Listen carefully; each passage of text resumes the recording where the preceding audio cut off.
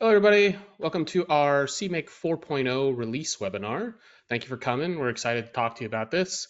My name is Vito Gamberini. I'm a research and development engineer on the software solutions team at Kitware. I'm joined by Kitware founder and CTO Bill Hoffman, and we're going to talk to you about all the things you need to know, new features, incompatibilities, cool stuff we've been working on, and things that are coming up in the couple new releases. So with that said, I'm going to hand it off to Bill just to talk a little bit um, about Kitware, what we do here. Hey there, everyone. Thanks so much for showing up to our CMake release webinar. I'm really excited to talk about this. Obviously, I'm really invested in the whole CMake journey. It's been exciting to watch it grow since, I think the first concept of CMake came in late 1999. And here we are with a CMake as the de facto build tool for C++. Anyway, let's move on. First, I've got a captive audience here, so let's flip to the next slide. We're going to pause for a brief commercial break about Kitware. Kitware is a funny company. Probably a lot of you folks on here think of us as the CMake company. But if you go to our webpage, as Vito pointed out, like when he was telling his parents that he works on this CMake project and it's really cool, and they look at the Kitware webpage and they're like, where's this CMake thing? I don't see anything about CMake on the Kitware webpage. So Kitware's a big company, well, not a big company, but medium-ish company. And we do, software development. We have over 200 employees. We're heavily loaded on sort of PhD and master's level folks. Been around for a long time. Go ahead to the next slide. You get the next slide? Yeah. Coming up.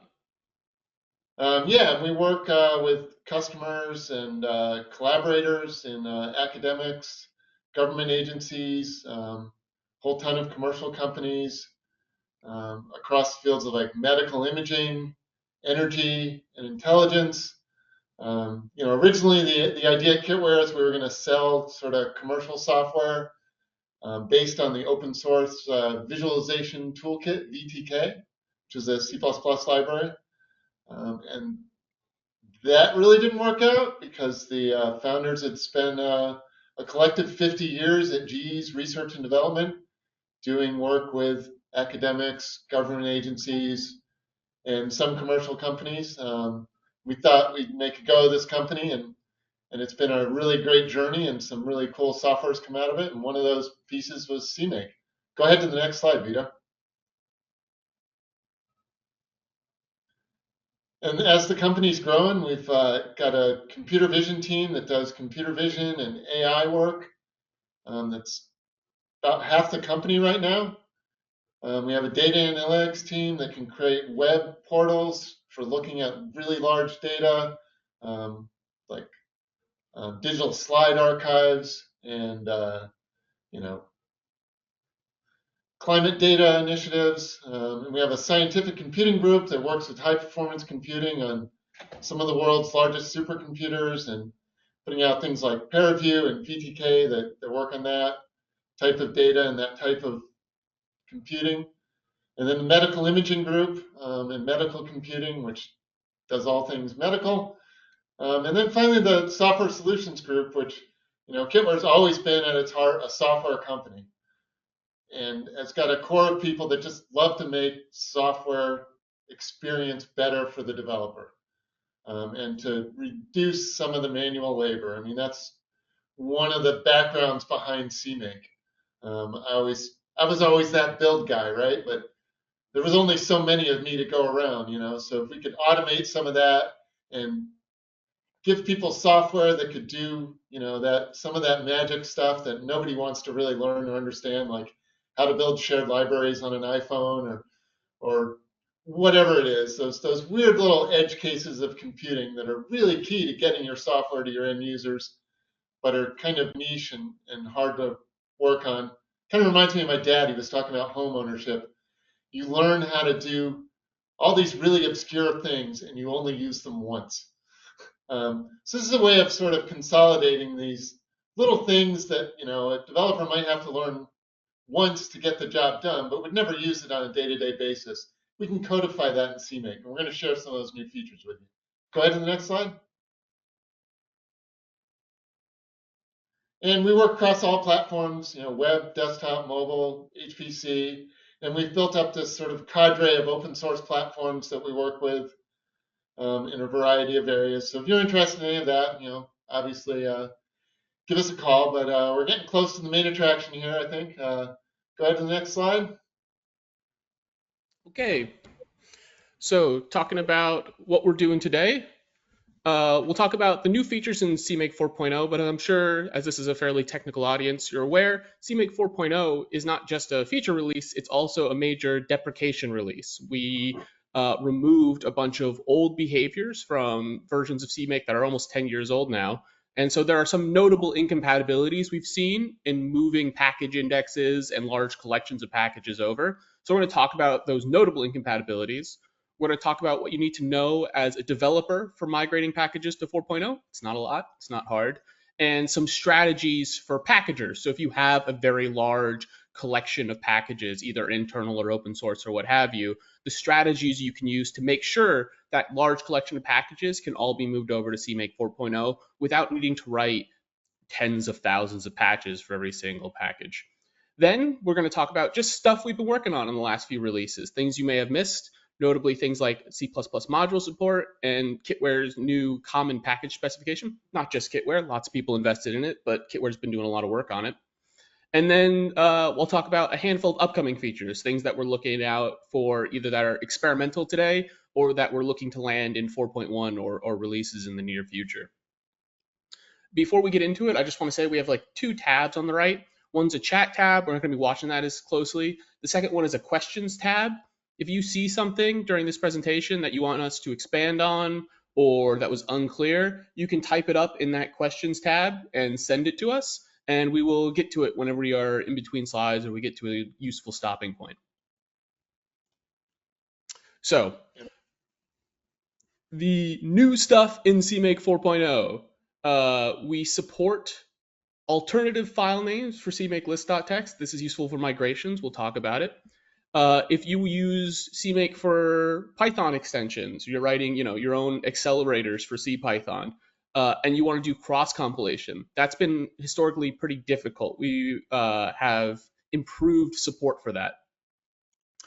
We have, if you are a Windows platform developer and you're using MSVC and you wanted to use the MSVC runtime checks, historically in Python that was pretty tricky. We've simplified it significantly.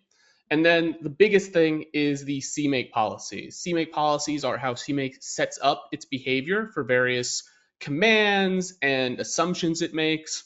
We'll talk about a little bit about how it works if you're unfamiliar with the CMake policy system, but everything older than CMake 3.5 was deprecated, has been removed. So we'll go over how projects can deal with that.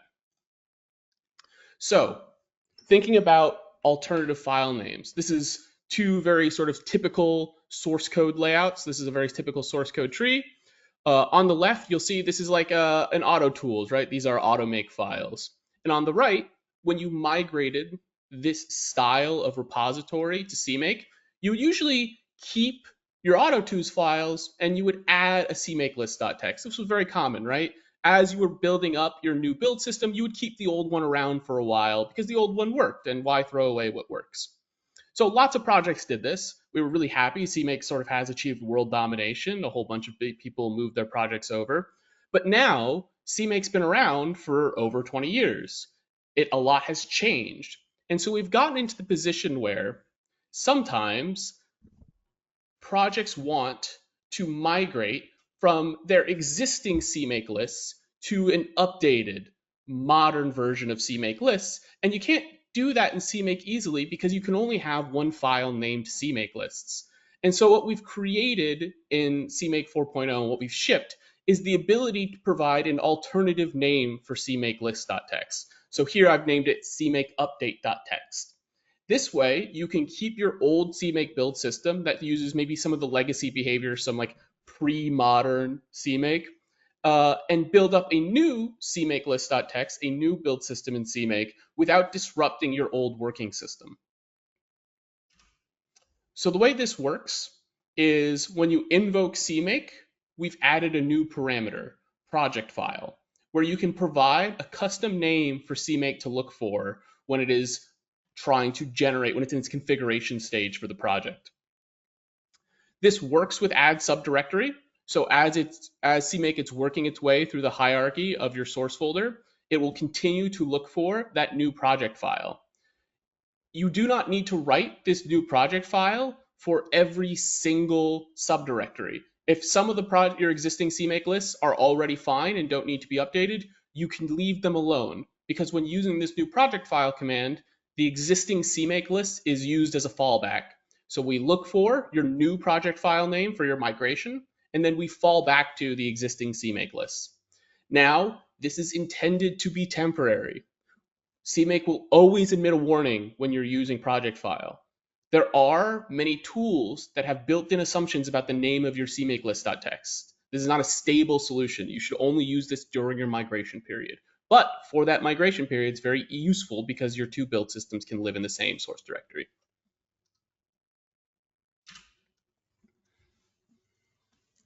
So, cross-compilation of Python extensions. This is something that's near and dear to my heart. I do a lot of Python work myself. Like a lot of find modules, especially complex ones, CMake's find Python module has multiple components. Yeah, as Bill notes, don't use it just because you don't like CMakeLists.txt. It is not, the project file command is not just, that's an ugly file name, please get rid of it. It's not a good solution for that. So, Python extensions. I do a lot of work on this. It's very useful to extend Python with C and C++ code and other languages, but C and C++ is going to be the focus here. To make it faster, right? Everyone wants speed, everyone wants efficiency. To that end, if you've ever used the find Python module in CMake, you've called like find package Python, you'll note that it has multiple components. So if you wanted to run the Python, if you wanted to run the Python interpreter as part of your build, the component you need to find is called interpreter. If you wanted to build an extension, you want to link against Python and build an extension, the component you need to find is called development. During cross-compilation, you might need a host interpreter to run on the machine that's doing the build, and then you want the development libraries for the target. So if you're building on x86, and you're building for ARM, you need an x86 interpreter, you need an ARM development libraries. And this is tricky because how do you formulate that find package call to say, I need some components that run on my machine and some components that run on the target machine?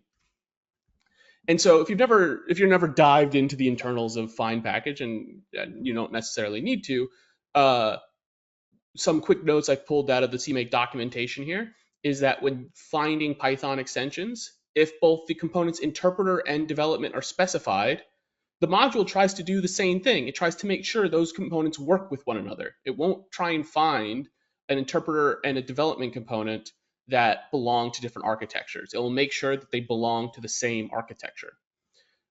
Importantly, find package calls within a given scope are cached. Once a call succeeds, it's stored in cache, and you won't be able to make that call again and find something different. So this is hard. If you specify both components, then they will match. You won't get that host target difference that you need. And if you call find package multiple times, you'll hit this cache, and you won't be able to get, you won't be able to get the behavior you want.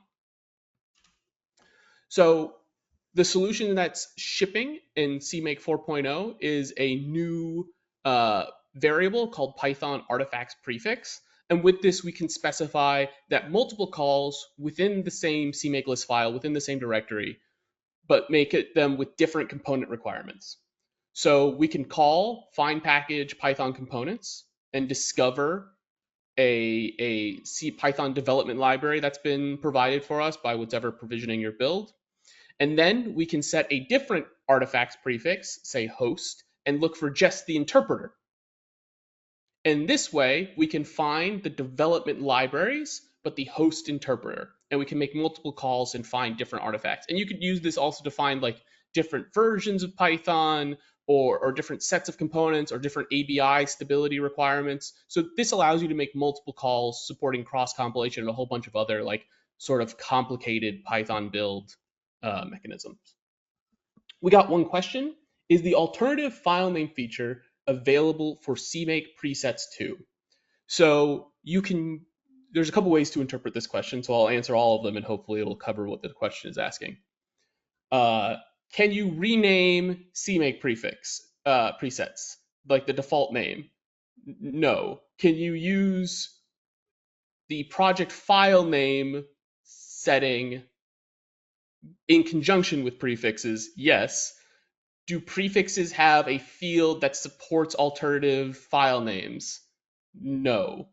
So that's like a whole bunch of different ways those two features interact. What I would generally say is they're kind of orthogonal to one another. CMake presets do not know about the alternative file name feature right now. It's actually an interesting point. What I would encourage you to do is open that issue on our GitLab, and then everyone who has investments in using these features can like generate commentary on it. And if we think it's a good idea, it's actually not that hard to implement. So the beauty of open source development here. But today, I think the answer to your question is generally no. The presets and alternative file names don't know about one another. Good question, though. So this makes our life of compiling Python extensions much easier. Some of you won't have exposure to this, but it's a nice feature.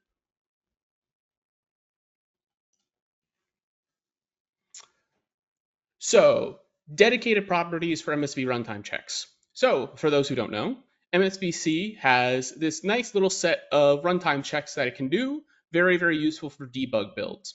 So some of these are, data loss due to data type resize. Developers go back and forth if this is a thing they care about. But certainly things like stack frame safety and uninitialized variable usage are the kinds of issues that everyone has seen these bugs come up. And so it's nice that MSVC can say, run your build, run your benchmarks, and if we detect this behavior, we can look for it at runtime and warn you about it and say, hey, your build is probably doing something that you didn't want it to do. These require a set of flags to cl.exe that were tricky to manage because CMake had a set of defaults that it used, but we didn't document those defaults anywhere, as is sort of common with CMake default flags, which meant that to use these runtime checks, what you needed to do was inspect the flags that we were going to pass to the compiler. You needed to parse them, figure out what flags we had added, figure out what flags that we hadn't added, and then you had to manipulate that flag line manually. This was hard. It was also platform specific. You only wanted to do this when you knew the compiler was using the MSVC ABI. So not user friendly by any means. A bunch of people wanted access to these flags in a easier way to think about them. So we've added a new abstraction, which is the CMake global MSVC runtime checks. So we no longer hardcode any default flags in 4.0. We don't set up any runtime checks for you. There's a policy for this, but in 4.0 by default, we don't set up any default flags. But every single target you create in CMake now has this property, MSVC runtime checks. It gets its default value from the global and has 3 kinds of checks that MSVC can run for you: possible data loss, stack frame error check, and uninitialized variable. What's useful about this is sort of set it once and forget it. So unlike when you were manually coding that flag line, doing string manipulations, things like that, you set up this property every single time. And if the compiler is not either like ClangCL or MSVC or something that's compatible with the MSVC ABI, if it wasn't any of those things, then we just don't apply the flags. So you can set up this property, and then when you're doing your GCC build on Linux, this property just gets ignored. So you don't need to worry about like doing conditionals and checks. What was the previous hard-coded default? Did it enable any of the properties? I believe the previous hard-coded default was just stack frame error check. I would have to double check. We don't document the defaults typically because the idea was that if you cared, you should be setting them up yourself. Like you should be doing your own build type and setting them up. And we were just trying to do something that was sort of reasonable but we didn't want to commit to that behavior. This has caused many problems over the years, especially with MSVC. So the answer to your question is I believe it was stack frame error check was the only one that we turned on by default. We've tried to move away from hard coding flags. We've removed all of the hard coded warning flags. And now we've removed the runtime checks. The only flags that you'll still see hard coded in CMake are like our optimization flags when you do release builds, and our debug flags when you do debug builds, and the various other like min-rel size and things like that. We have optimization flags hard coded, but we try not to hard code any behavior or warning flags anymore. We try to leave that up to the users. So this is sort of moving towards that not making decisions on users' behalf behavior.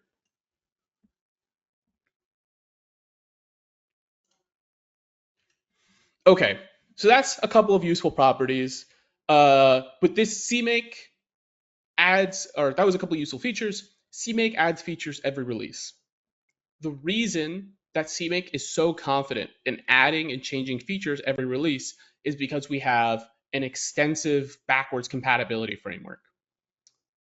When you set up at the very first line of your CMake list and you call that CMake minimum version, and you give us a version, what CMake will do is it will configure itself using its policy system to act as if it is still at that CMake version. So you say CMake minimum version 3.7, CMake's going to do its best, even if you're running 4.0, even if you're running an experimental build, it's going to do its best to act as if it is version 3.7 and perform the same behaviors. This is a very big maintenance burden to maintain these behaviors exactly as they are. And so periodically, CMake removes behaviors. We've been warning unsuppressible warnings about policies older than 3.5 for a while now.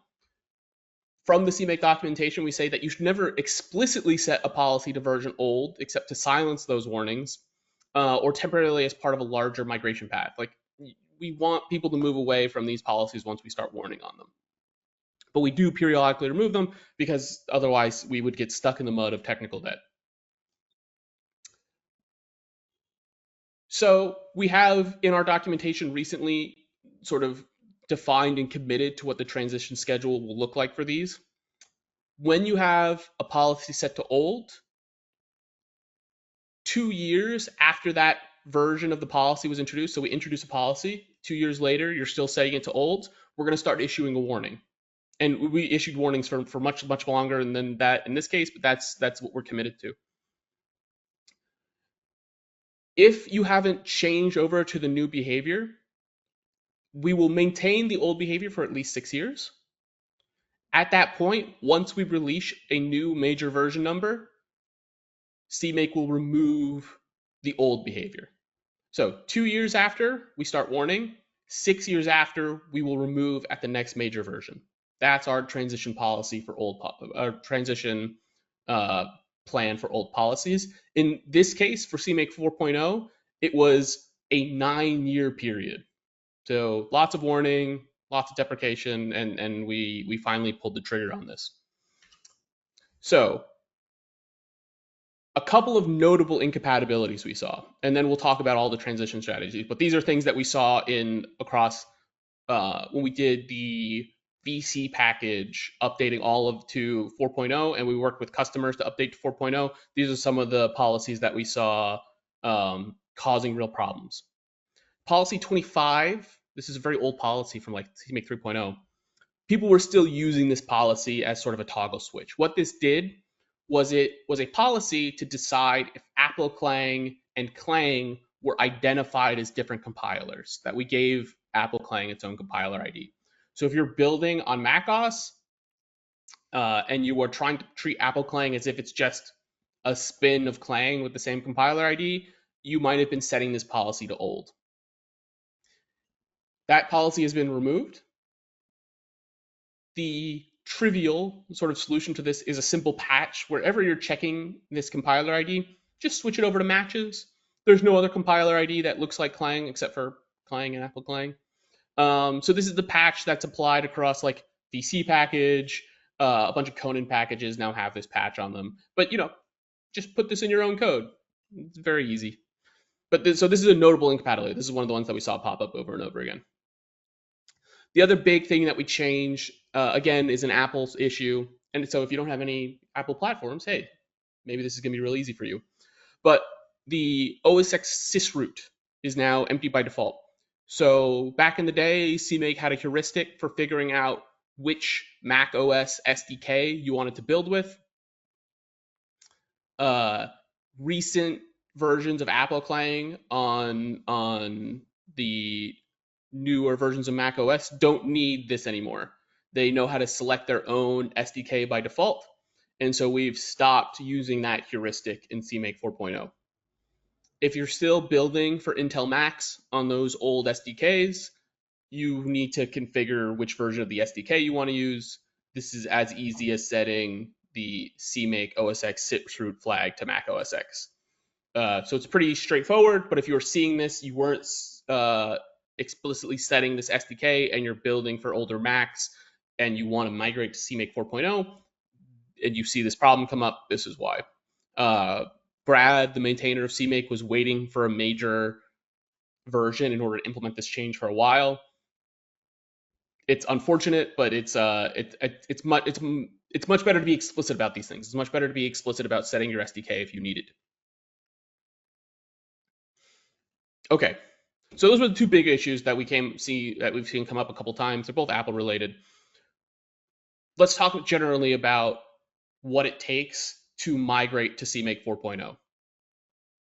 There are two major audiences for this problem. The first is developers. You have a package, it's using CMake, you want to make sure it builds with CMake 4.0. The other one is packagers. You are responsible for some sort of registry or repository of hundreds, maybe thousands, maybe tens of thousands of packages. How do you handle migrating all of those to 4.0? We'll focus on developers first. If there are no warnings in your current build, you are probably already done. You will probably be just one shot, update to CMake 4.0, and you won't have any problems. You might have to make one tiny change to maintain compatibility with a very wide range of CMake versions, but this is super easy. At that top of that CMake file where you have your CMake minimum required, if you have a locked-in single version, you can change that to a range. So if you have this locked in at CMake version 3.2 or anything older than 3.5, CMake 4.0 will fail because we no longer support those policies.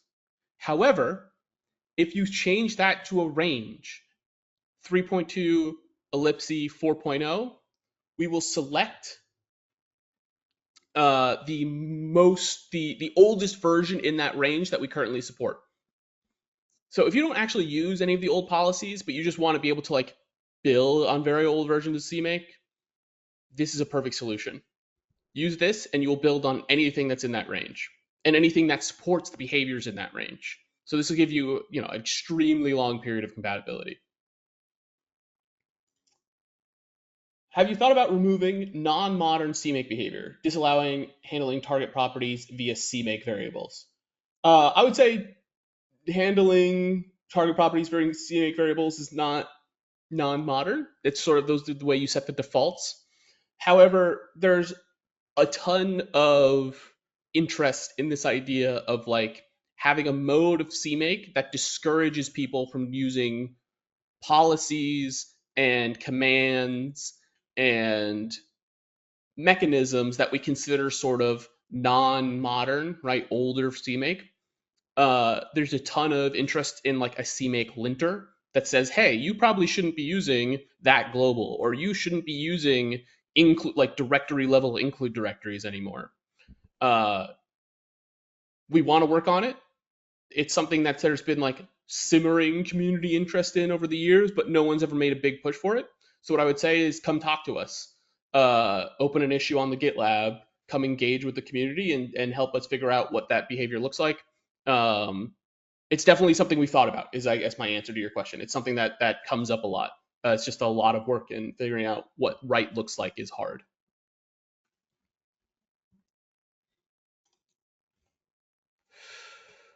So let us say you are a developer and you did have one of those dreaded warnings that said, hey, you're using this old behavior.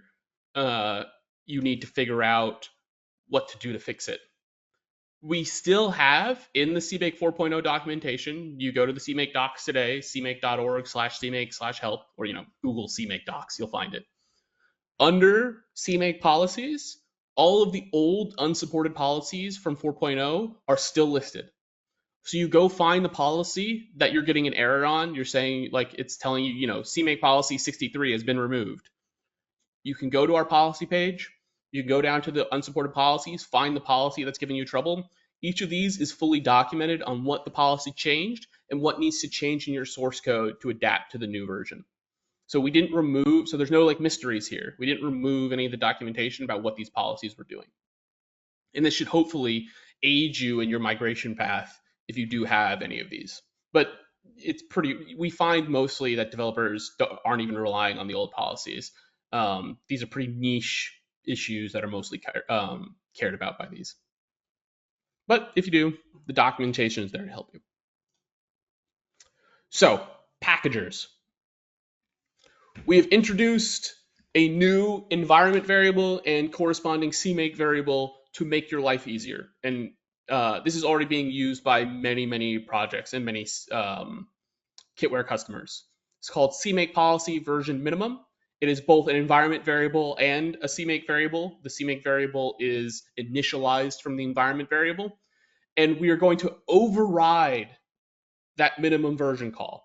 So if you have a project that has, CMake minimum version 3.2, and you're a packager and you're trying to package that project with CMake 4.0, you can override their minimum version.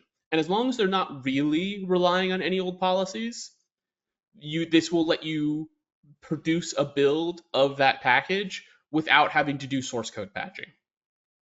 So you'll see this in things like deb helpers, and setting up environment variables for trusted users, uploading to repository like registries and stuff like that. It's to aid packagers in building old packages that either they're version locked, right? You're not going to update them in that spin that you're currently in, or maybe they've suffered a little bit of bit rot. No one's actively updating their upstreams anymore, but you still want them to build. This is to aid in that transition path. We've used this a lot. This has been very successful. You'd be surprised how often just changing that minimum version is the only thing that needs to change. Okay, so that's everything about CMake 4.0. I think that's the most important stuff. You can go check our release notes. There's a whole bunch of minor things that we change every release, but I think those are the highlights. So we want to talk about, just take this opportunity to talk about stuff from the most recent releases that we think is useful generally, even though this isn't 4.0 specific. I want to mention that with the exception, I think, parallel install and named modules, almost everything on this list is either upcoming or experimental. What experimental means is you can't use it without opting in. If you want to know how to opt in for an experimental feature, it's usually just setting a flag. In our developer documentation at gitlabkitware.com, the whole URL is here, and these slides will be released after this after this webinar, is the full explanation of what you need to do to turn on any given experimental feature and what it does. So if you are like, oh man, I really want to check out, automatic dependency export, go check out that documentation at help dev experimental, and that will explain how to turn it on. We keep these intentionally sort of obscure because experimental features are not considered interface or implementation complete. We reserve the right to change things about them while we experiment with them and gather feedback. But if you want to play with them, we love getting feedback from the community about these things. So instrumentation. Got a question. This is question. Excellent. Does CMake policy minimum version transitively apply to subprojects? Yes. Yes. Subprojects inherit it, and the override maintains itself all the way down the subproject tree. Oh, sorry, added via fetch content. I don't know if you did it with the -d flag. If you set it as an environment variable, definitely. Uh, I would have to get back to you. My instinct is to say yes, it applies to subprojects added via fetch content, but I can't say for certain. Uh, so I would try it and see. I would hope so. Sorry. But if it doesn't work, set it as an environment variable and it will definitely work.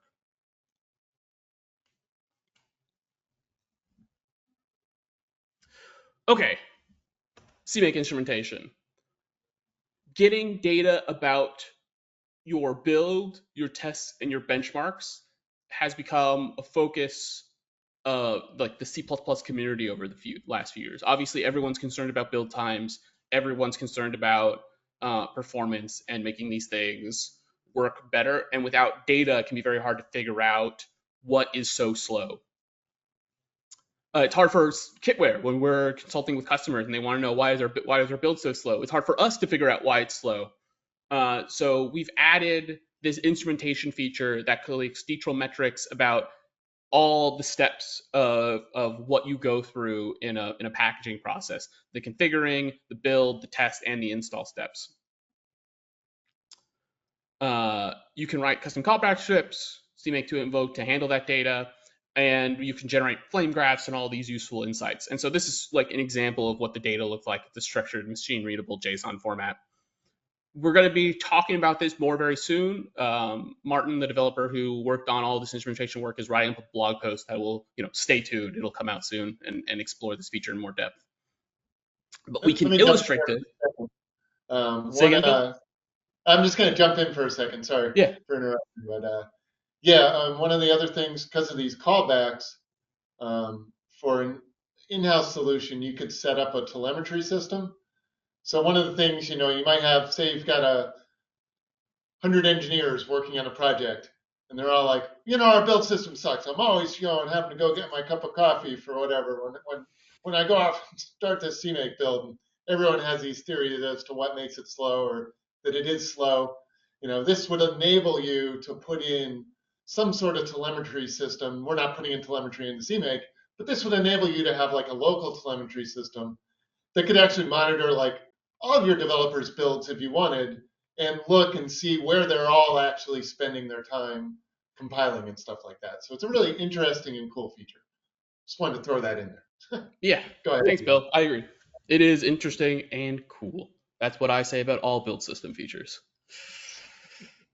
So, interesting usage of this right here. One of the things we introduced to make this easier is parallel install. Again, a feature Martin worked on. Project developers, when you enable this feature, what it lets us do is things like RPath rewrites and running strip and any post build steps that happen during install. We can run those independently in parallel, but you need to tell us. We can't infer that these things can be done in parallel, so you need to tell us by either setting a global property, by setting a global property, and then we can run these installs in parallel. And this is then a visualization generated by that data collection we talked about on the previous slide. And you can see that instead of serializing all these install commands, they run in parallel, and it significantly can speed up the build in large projects that have lots and lots of artifacts to run install on. Does the instrumentation pooling profile the build speed of single translations units or just configure build organization? I would have to get back to you on that. We don't have Martin in this call, do we? If you jump back a slide, you can see right there that it's talking about the building of million.cxx.o. Mm-hmm. And you can see the time that it started and how long it took, and the actual CPU load during the build. So yeah, it can get down to the granularity of object files. I think that's the question. Yes, I think that's the question. Thank you, Bill. Perfect. So yeah, we can do parallel installs. We can generate data collected by CMake instrumentation, and it is very useful. I know there's a bunch of CMake customers who had extremely long install times and wanted insight both into why they were so slow and solutions for speeding them up. So this is already seeing some use internally. Automatic dependency export. So this is experimental. It has some rough edges still, but the basic idea is today in CMake, if you want to uh, uh, do an export, make a package that is discoverable by other dependencies or dependents, you need to write two files, right? You have your normal CMakeList.txt, but you also need this file at the top, this sort of like package name config.cmake. And then you have to find the dependencies and you have to include this targets.cmake and you have to maintain this thing just because CMake doesn't know how to call find dependency automatically. You have to maintain that and install it as part of your packaging steps in your CML. What we wanted to do, this is just a pure replication of effort because you called find package in your CML and then you need to call find dependency in this config file, and it's fully redundant. So what we've added, as it's currently experimental, we have a couple of rough edges to figure out, but we've added the ability to, in your install command, add the keyword export package dependencies, and this will automatically generate those find dependency calls, and you no longer need to write this config.cmake file. We've completely automated that problem. Now, if you still have custom behavior that you need in config.cmake, you can still write it the way you've always written it. You just don't need to include the find dependency calls. But if you have some custom behavior, we don't preclude the usage of a config.cmake file. But if your config.cmake file is just finding dependencies and including the targets file, you don't need to write it anymore. You don't need to maintain it. You don't need to install it. We will automatically generate all that information. Package config support, near and dear to my heart. Package config is sort of, this venerable, ancient, sort of, it's actually younger than CMake, venerable, ancient mechanism for discovering packages. CMake has never really understood package config. We've always been forced, if you've used the find package config module before, we've always been forced to shell out to whatever the system implementation was. And what we basically get back is a bunch of flags. You sort of what's derogatorily called flag soup. And we've never had any ability to reason about package config's internal dependency graph. So that requires line in this example requires bar and baz. We've never been able to reason about those. We don't know about bar and baz. We just get the flags that package config spits out. So in 4.0, we added a new command, CMake package config. It's the only keyword we supported was extract. And all this was a proof of concept that we had a package config parser that worked. And it spits out a whole bunch of global variables. If you wanted to write your own package config implementation in CMake language, you could use this command. Obviously, people don't want to write those. So this was mostly just for us, that we have a couple of customers that can use this capacity, but this wasn't for general purpose. However, in 4.1, we're introducing two more commands, import and populate. Import does what you want. You give it a package config package, and version information, and a whole bunch of other information that we support, and it creates a native CMake target directly from that package. Populate does mostly the same thing, but if you want to, let's say you want to make it so that all the calls to CMake package config after this point use a particularly configured version of that package, like you have a special version of zlib or you have a special version of libuv or something, populate will create that special version for you, but it won't actually go so far as to create the CMake target. It's a little bit of a specialized command. Check out the documentation if you want to know more about it. The cool thing that you can do with these commands is they have a field called bind package config requires. And this allows us to reason about the package config graph. So you have a package config, it has a set of required dependencies. You can tell CMake, hey, when package config is looking for FFmpeg, libav or it's looking for zlib, don't just like go find that on the file system. Use this CMake target that I've pre-configured for you that uses the flags I want, that uses the standards and warnings that I want. And you can provide it that packet, that CMake target, instead of, package config going off and doing its own thing. And so this brings package config into the CMake target universe and allows us to reason about that build graph. And so this is finally native support for package config within CMake. And I have a question. Is it feasible to do the same with find package / find xxx.cmake? I auto-generate the find xxx. So find whatever.cmake. Those are called find modules in the grammar of CMake, and they sort of exist in parallel to all of these systems. The reason you write a find module is because you have some sort of complex custom behavior you need in order to find a package. So my answer is generally no. It might be possible to use them in conjunction with a find module, but you'd need to do some custom work in there to sort of connect those wires. Find modules exist somewhat as an alternative to the config files. They don't exist in concert with. Okay. Oops. CPS. I'm gonna kick it back over to Bill. I've discovered that including VC package on Windows may use package config to bring package installed into the system, which may introduce accidental dependencies. Will this help prevent this behavior? Maybe. It's up to VC package to use our new command. We can't force people to switch over, but in principle, yes, it can help prevent.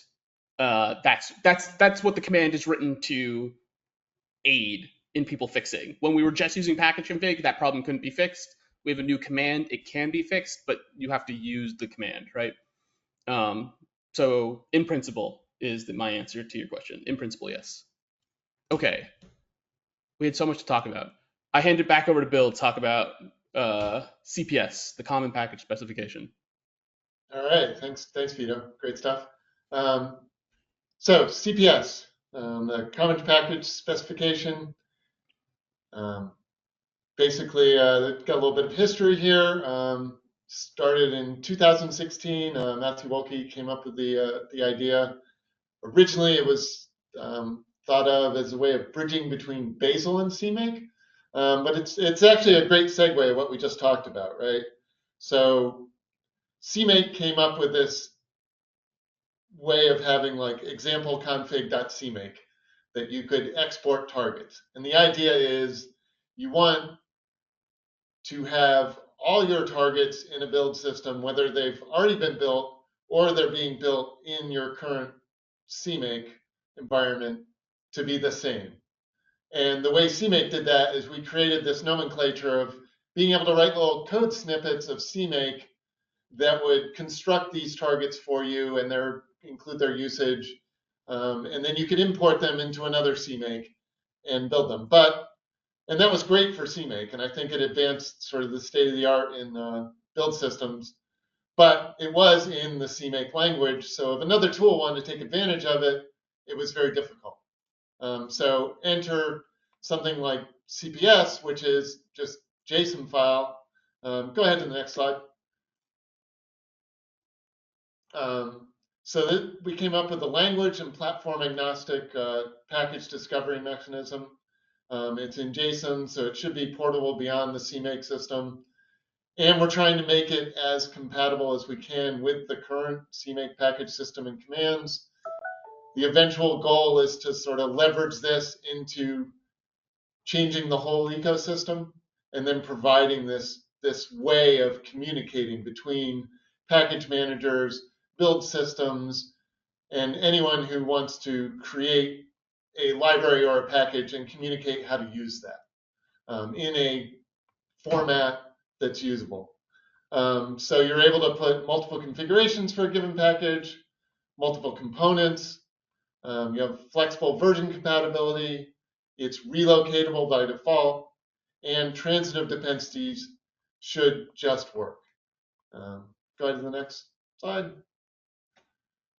So common specification. So in your old world, you would say, install, export, example targets, and then I would install these files, my example config.cmake, sample config.version.cmake. And in the new CPS world, I would say install package info examples and export some targets. But the find package would remain the same. So I just say find package example. And whether it was an old one or a new one, it's the same thing. Go to the next slide.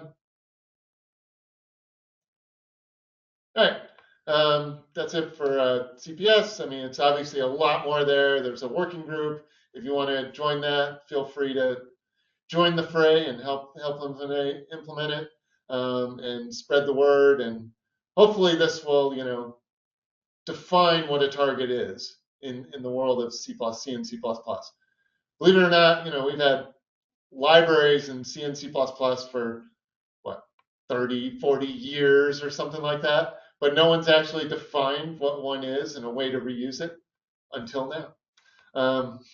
Anyways, okay, so another thing that's entered into the world of C++ is modules. And this slide here is meant to exemplify why that is such a nightmare for build systems. So I've just got a really simple A and B, B exports module B, and then A imports module B. So if I go to the command line and I try to compile my A.cpp, oops, I get an error that it can't find module B. So go ahead to the next slide. If I do the same thing, but I compile B first, then I can do that same command line, and look, it works. So basically, this provides a strange conundrum for a build tool because we actually have to look at the code, i.e. somewhat compile it, and figure out what a file's requirements are and what it produces. And then we have to go through and reorder the build graph based on that information. So we have to essentially compile the code before we can compile the code. So very, very tricky stuff. And it creates something. So named module support has arrived and is, I think, fairly stable in CMake. So if you want to play around with that. And we've come up with this way of working so that essentially there's a scan phase, and we'll go through and scan all the C++ files and then produce the dependency information for that, and then collate that all for each target so that then we can do the build order. And we're producing and consuming modules within a project isn't a problem. We can export them using install and discover them using other packages. So C++, 20 modules in CMake. Basically, add a library and then use your target sources. And we've got a new file set called CXX modules. And you list the files, and then you can install them with the target and install the file set CXX modules. And I can export those as well, and then into CMake's package system and eventually CPS, which doesn't support that now, but will soon. Along these lines, import std is almost here. We've got an MSVC, Clang 19++, 19+, GCC. This promises faster builds and maybe never worry about include what you use again. The idea here is you say import std, and you get all the files that are in the standard library, and you can call functions on them. In a talk I did last year on import std, I dug into the bowels of how this is implemented in Clang and MFC. And it's interesting if you want to look into that. Essentially, this is named modules, and they're wrapping large swaths of header files. And there's a couple. Clang takes a parser approach to it, so it'll essentially parse all the C++ files and create wrapper files that turn them into named modules. The Microsoft folks took a slightly different approach, riffing on their decal spec import macro option that they use for shared libraries, creating a way of reusing the actual header file to do a named module for each header file. And this is completely different than header module arrival, but makes it way too complicated for the build system. But import stood, if you want to try it in CMake now, there's a good blog about it, but here's a really simple example. I add my executable, I set a compile feature on it to say I want C++ standard 23, and then I can either set a global variable, CMake CXX module stood to 1, which will default the target property for all the targets in that system to being on, or I can set them individually for our target, and then it will enable this by default. Is there another? I can't remember. I put another slide in or not. Yeah. Yes, I did. So by turning this on, essentially what's happening here is CMake is going to create a hidden library for you that it can hang these modules on. And so in this simple example, our private interface is C++ 23, but our public interface is C++ 20. So the main source is not able to do import stud, but the uses stud can do import stud in this example. Go ahead to the next slide. Right, so if this is like a little example and you're watching it compile, and you can see right here in the middle, there's a lib CMake CXX23.a that is auto-generated behind your back by CMake as a target, so they can use all those target properties and essentially be a target that has this import stud hanging on it. And there are some files that are provided by the compiler vendors to do this import stud as kind of a pseudo name module. It's a name module, but it's generated and provided by the compiler folks. Next slide. All right, guys. And that's it. That is Yeah. our webinar. We're open to questions. Christian's had one waiting for a little bit. We have pkg-config, CPS, and now Conan 2. Can you say how they fit together, especially the integration with Conan 2? So it's an interesting set of problems. You have two kinds of programs involved in the build system. We have this sort of configuration and build system. This is what CMake does. It's a configuration system. And you have build systems like Make and Ninja and MS Build and all these things. We have another kind of program that we've never well defined the name of, but internally and when talking with other people in the ecosystem, we sort of call them provisioners. Things that set up the build environment so that the configuration system and the build system can get all of the resources they need to build your application. Package config and CPS are for configuration systems to talk to one another. They are mechanisms by which CMake and Mason and XMake and Premake and all the other configuration systems can find packages that have been installed by a provisioning system, something like SPAC or VC package or Conan. Conan 2 and VC package manifest format and SPAC spec files, those are not for talking to the configuration system. What those do is they allow the provisioning system to learn, it allows the developer to talk to the provisioning system, the package manager or what have you, and say, these are the packages that I need you to set up in a way that the configuration system can find them, right? So Conan 2 lets us talk about what packages I want to find, as does SPAC, as does VC package. They configure and build or pull from some sort of cache that artifact. They install it to an install tree from which we can discover it. And the files in that install tree are the files the configuration system needs.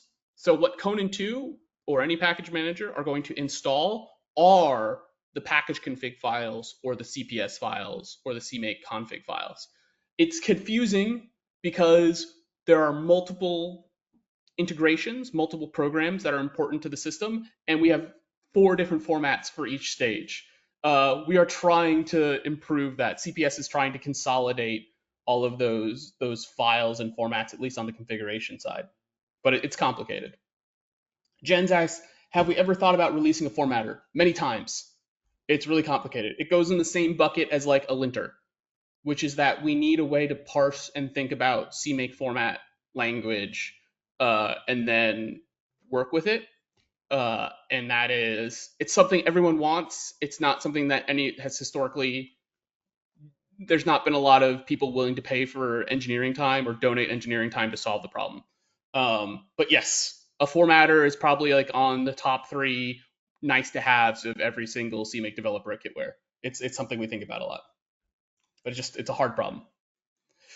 All right, and with that, thank you all for showing up for the first Yes.